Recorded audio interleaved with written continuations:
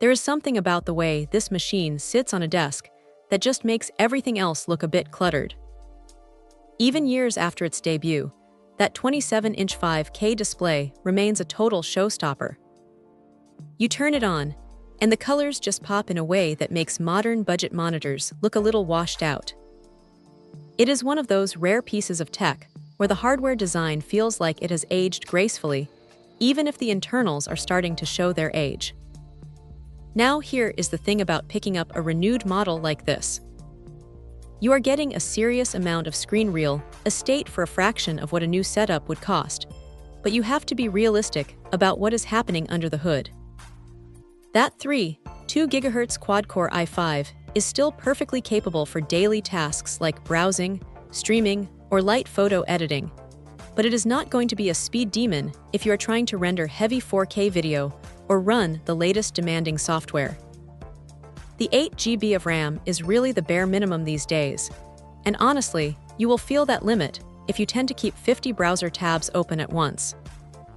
It is a bit of a bottleneck, but for a home office or a student setup, it gets the job done without much fuss.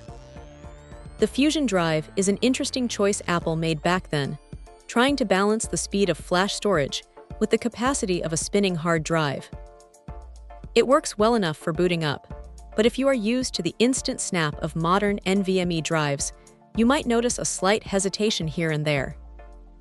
What stands out, though, is the build quality. It feels solid, heavy, and premium in a way that plastic all-in-ones just never quite capture.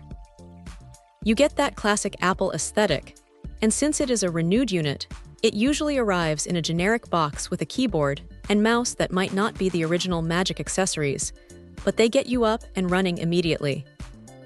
One little quirk to keep in mind is that because it is an older machine, you are not getting the latest macOS updates forever.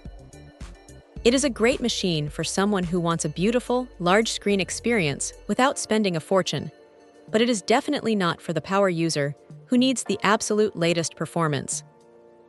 If you can live with the occasional slow load time, and you prioritize that gorgeous display, it is a pretty smart way to get a high-end desktop experience on a budget. It is not perfect, but for the price, it is hard to argue with the value of having that much screen space right in front of you. Check out the video description for updated price. And thank you for watching this video.